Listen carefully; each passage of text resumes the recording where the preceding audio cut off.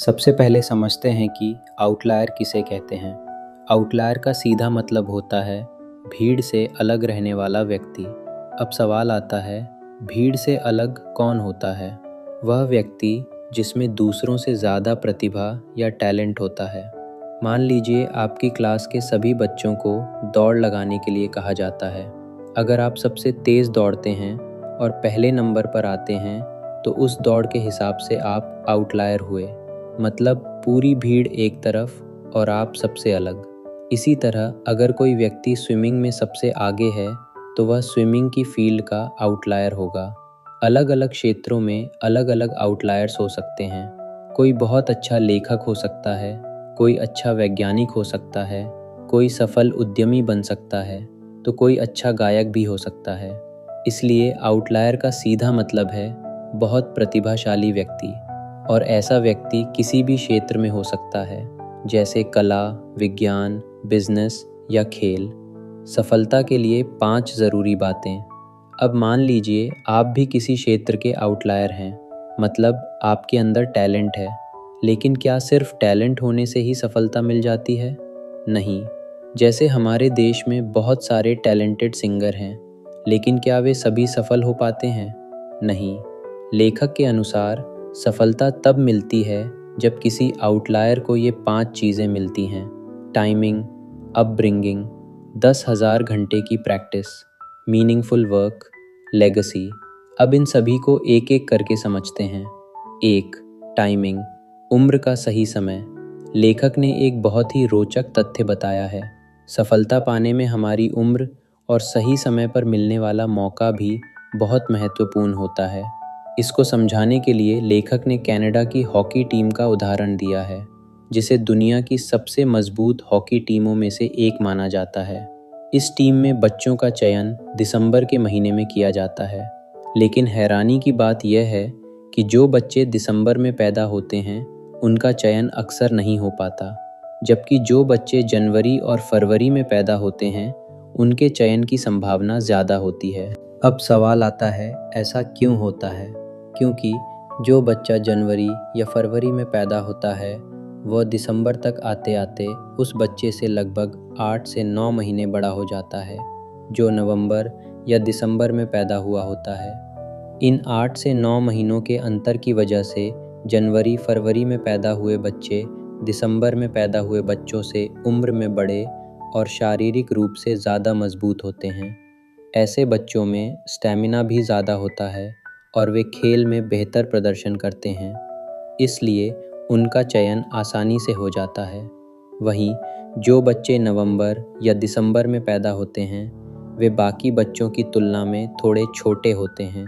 उनकी ताकत और स्टैमिना भी कम होता है, इसलिए उनका चयन नहीं हो पाता। इस तरह यहाँ चयन का समय और बच्चों की उम्र बहुत मायने रखती है। कनाडा की टीम के ज़्यादातर खिलाड़ियों का जन्म जनवरी और फरवरी के आसपास ही होता है। वे बाकी खिलाड़ियों से उम्र में थोड़े बड़े होते हैं, इसलिए वे खेल में अच्छा प्रदर्शन कर पाते हैं।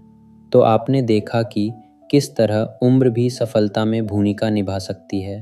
भारत में भी आपने देखा होगा कि माता पिता अपने बच्चों को जल्दी स्कूल भेजने की होड़ में लगे रहते हैं। कई बार सिर्फ 3 साल की उम्र में ही बच्चे को स्कूल भेज दिया जाता है। इससे बच्चों पर बहुत ज़्यादा दबाव पड़ता है, क्योंकि उनके शरीर में कॉर्टिसोल हार्मोन ज़्यादा बनने लगता है। ऐसे बच्चे अक्सर सिर्फ रटकर पढ़ने वाले बन जाते हैं, लेकिन आगे चलकर वे कोई खास नई खोज या आविष्कार नहीं कर पाते। कई बच्चे इसलिए फेल भी हो जाते हैं, क्योंकि उस समय उनका दिमाग पूरी तरह विकसित नहीं हुआ होता। जब दिमाग ठीक से विकसित ही नहीं हुआ है तो वे चीज़ों को आसानी से समझ कैसे पाएंगे? इसलिए उनका फेल होना स्वाभाविक है। यह भी एक बड़ा कारण माना जाता है कि लगभग 139 करोड़ लोगों के देश में भी अभी तक एक अच्छा स्मार्टफोन नहीं बन पाया है। फ्रांस में 7 साल की उम्र से पहले बच्चों को स्कूल में दाखिला नहीं दिया जाता। वहाँ यह कानून है, और आप देख सकते हैं कि इतने छोटे से देश के लोग कितनी बड़ी बड़ी तकनीकी खोजें और आविष्कार करते हैं। राफेल विमान की कहानी तो आपको पता ही होगी। जिसे भारत ने फ्रांस से खरीदा है, जबकि फ्रांस की आबादी भारत के मुकाबले कई गुना कम है। इसलिए बच्चों को तभी स्कूल में भेजना चाहिए जब उनका दिमाग सही तरीके से विकसित हो जाए। काश हमारे देश के नेता भी इस बात को समझें और इसके अनुसार नियम और कानून बना। 2. अपब्रिंगिंग, परवरिश। सफलता के लिए अगली ज़रूरी चीज़ है किसी टैलेंटेड व्यक्ति की परवरिश। अक्सर डॉक्टर का बेटा डॉक्टर बन जाता है क्योंकि बचपन से ही उसने हज़ारों दवाइयों के नाम सुन रखे होते हैं। वह MBBS की किताबें भी पहले से देख और पढ़ चुका होता है। इसी तरह गिटार बजाने वाले का बेटा भी गिटार बजाना सीख सकता है क्योंकि उसके घर में गिटार पहले से मौजूद होता है। उसने अपने पिता को गिटार बजाते हुए देखा और सुना होता है और उनसे कई ट्रिक्स भी सीख ली होती हैं। इसी तरह किसान का बेटा बचपन से क्या देखता है? वह अपने माता पिता को खेती करते हुए देखता है। हो सकता है कि किसी किसान के बेटे में गिटार बजाने का टैलेंट हो, लेकिन अगर उसके घर में गिटार ही नहीं होगा तो वह हल से गिटार बजाना तो नहीं सीख जाएगा। इसी तरह फिल्मी सितारों के बच्चे बचपन से ही कैमरे के आगे और पीछे घूमते रहते हैं। तो क्या बड़े होकर ऐसे बच्चों को कैमरे से डर लगेगा? बिल्कुल नहीं। उनके लिए कैमरा कोई डराने वाली चीज़ नहीं होता। वे उसे बहुत आसानी से संभाल लेते हैं। लेकिन जो लोग नए होते हैं उन्हें हर चीज़ शुरू से सीखनी पड़ती है। इसलिए परवरिश का भी सफलता में बहुत बड़ा योगदान होता है। यहाँ लेखक ने बिल गेट्स का उदाहरण दिया है। बिल गेट्स की सफलता के पीछे उनकी परवरिश का बहुत बड़ा हाथ था। उनके पिता वकील थे और उनकी माँ भी एक अमीर परिवार से थीं। वे अमेरिका के सिएटल शहर में रहते थे। 1968 में उनके माता पिता ने उन्हें एक बहुत ही प्रतिष्ठित स्कूल, जिसका नाम लेक साइड था, में पढ़ने के लिए दाखिला दिलाया। लेक साइड उन गिने चुने स्कूलों में से था जहां उस समय कंप्यूटर लैब की सुविधा मौजूद थी। बिल गेट्स ने 8वीं कक्षा से ही कोडिंग सीखना शुरू कर दिया था। बिल गेट्स में टैलेंट तो बहुत ज़्यादा था, लेकिन अगर उनका जन्म किसी किसान के घर में हुआ होता तो क्या वे माइक्रोसॉफ्ट बना पाते? वहाँ तो शायद उन्हें कंप्यूटर को चालू करना भी कोई नहीं सिखाता। इसलिए टैलेंट के साथ साथ परवरिश भी एक बड़ा कारण थी, जिसकी वजह से बिल गेट्स आगे चलकर इतने सफल और अमीर उद्यमी बने। 10,000 आवर्स, 10,000 घंटे की प्रैक्टिस। सफलता के लिए तीसरी ज़रूरी चीज़ है 10,000 घंटों की प्रैक्टिस। लेखक के अनुसार हर आउटलायर यानी टैलेंटेड व्यक्ति जानबूझकर या अनजाने में इतनी प्रैक्टिस करता ही है। अगर हम बिल गेट्स का उदाहरण लें तो उन्होंने 8वीं कक्षा से ही प्रोग्रामिंग सीखना शुरू कर दिया था और जब तक वे कॉलेज पहुँचे तब तक उनकी लगभग 10,000 घंटे की प्रैक्टिस अपने आप पूरी हो चुकी थी। इसी तरह J.K. रोलिंग भी हैरी पॉटर लिखने से पहले लगातार लिखती रहती थी। जब उन्होंने लगभग 40 साल की उम्र में अपनी मशहूर किताब हैरी पॉटर लिखी, तब तक उनकी भी 10,000 घंटे की प्रैक्टिस पूरी हो चुकी थी। इसी तरह जितने भी खिलाड़ी होते हैं वे बचपन से ही खेलना शुरू कर देते हैं और जब तक उनका टीम में चयन होता है तब तक वे लगभग 10,000 घंटे की प्रैक्टिस कर चुके होते हैं। जिन लोगों ने इतनी प्रैक्टिस नहीं की होती वे अक्सर सफल नहीं हो पाते। अगर आपके अंदर भी कोई टैलेंट है तो आपको उसकी नियमित प्रैक्टिस करते रहना चाहिए। कई सालों की लगातार प्रैक्टिस से आपके भी 10,000 घंटे पूरे हो जाएंगे और तब आप भी अपनी फील्ड के एक्सपर्ट बन सकते हैं और दूसरों से ज़्यादा सफल हो सकते हैं। लेखक ने यहाँ बीटल्स का उदाहरण भी दिया है। 1960 के समय में वे सिर्फ एक स्कूल बैंड थे। उन्हें जर्मनी के हैम्बर्ग शहर में स्थित ब्रूनो क्लब में परफॉर्म करने का मौका मिला। वहाँ उनसे पूरी रात संगीत बजाने के लिए कहा जाता था। इससे उन्हें बहुत ज़्यादा प्रैक्टिस करने का मौका मिला।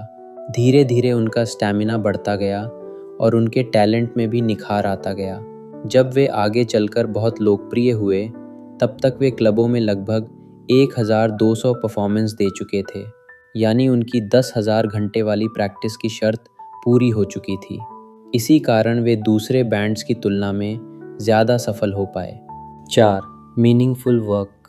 कोई भी आउटलायर तभी लगातार मेहनत और प्रैक्टिस करता है जब उसे लगता है कि उसके काम का कोई मतलब है और उस काम से उसे कोई फ़ायदा या परिणाम मिल रहा है।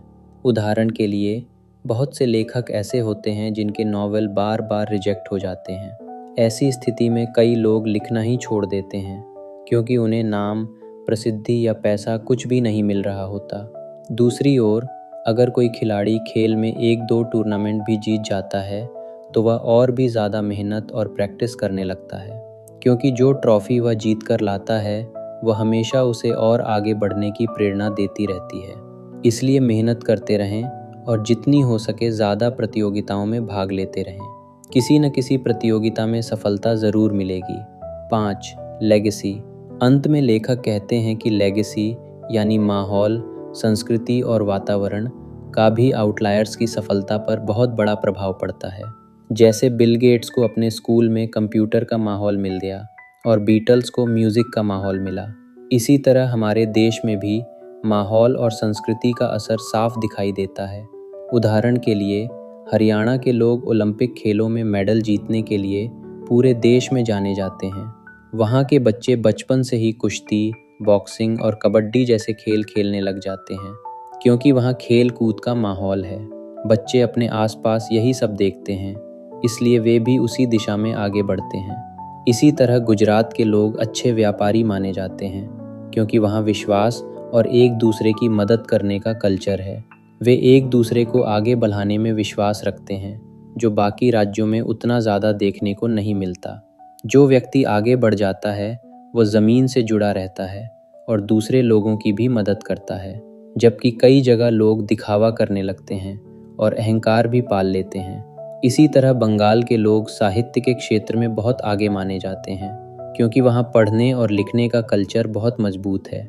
रविंद्रनाथ टैगोर ने नोबेल पुरस्कार जीतकर वहाँ के लोगों के लिए एक मजबूत लेगेसी बनाई।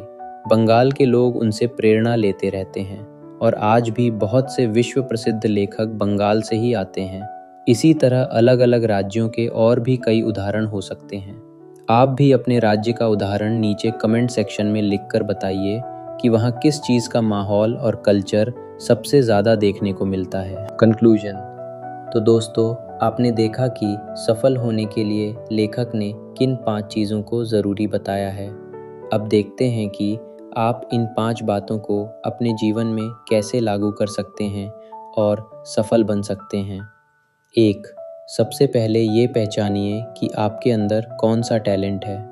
आप किस चीज़ में आउटलायर बन सकते हैं। क्या आप खेलों में अच्छे हैं, या आप लोगों से अच्छे संबंध बना लेते हैं, या फिर आप अच्छी एक्टिंग कर सकते हैं। सबसे पहले अपने टैलेंट को पहचानना ज़रूरी है। 2. टैलेंट पहचान लेने के बाद आपको अपनी परवरिश और सीखने के माहौल पर ध्यान देना होगा। हो सकता है कि आप गरीब परिवार से आते हों, लेकिन लेखक कहते हैं कि आज के टेक्नोलॉजी के युग में इसका समाधान मिल सकता है। आज इंटरनेट पर लगभग हर चीज़ की ट्रेनिंग मौजूद है। खाना बनाना सीखना हो या कंप्यूटर कोडिंग सीखनी हो, यूट्यूब पर बहुत सी चीज़ें मुफ्त में उपलब्ध हैं। अगर माता पिता नहीं सिखा सकते तो आप गूगल या यूट्यूब की मदद से बहुत कुछ सीख सकते हैं। 3. इसके बाद सबसे ज़रूरी काम है 10,000 घंटों की प्रैक्टिस। इसलिए आज से ही शुरुआत कर दीजिए। अगर आपको एथलीट बनना है तो हर दिन दौड़ने की आदत डालिए। दूसरों से थोड़ा जल्दी उठिए और उनसे थोड़ा ज़्यादा अभ्यास कीजिए। अगर आपको संगीत सीखना है तो हर दिन दूसरों से ज़्यादा रियाज़ कीजिए। तब तक मेहनत करते रहिए जब तक आपके 10,000 घंटे पूरे नहीं हो जाते। इसके बाद सफलता खुद आपके पास आएगी। 4. लेकिन आप प्रैक्टिस तभी जारी रख सकते हैं जब आपके काम का कोई मतलब हो और आपको प्रोत्साहन मिलता रहे। इसके लिए छोटी बड़ी प्रतियोगिताओं में भाग लेते रहिए। अगर आप लेखक हैं तो अपने लेख अखबारों और मैगज़ीन में भेजिए। अगर आप एक्टर हैं तो लगातार ऑडिशन देते रहिए। 5. और अंत में अपने इंटरेस्ट से जुड़ा हुआ माहौल ढूंढिए। अगर आपको पहलवान बनना है तो किसी अच्छे अखाड़े में जाना शुरू कीजिए। वहाँ आपको आपके जैसे और पहलवान मिलेंगे, जिनसे आपको नई नई चीज़ें सीखने को मिलेंगी।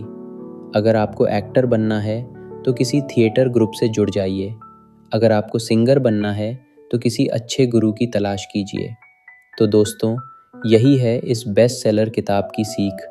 अब आप बताइए कि आपके अंदर कौन सा टैलेंट है और आप किस क्षेत्र में आउटलायर बन सकते हैं। नीचे कमेंट करके ज़रूर बताइए। वीडियो पसंद आए तो इसे लाइक, शेयर और चैनल को सब्सक्राइब ज़रूर करें।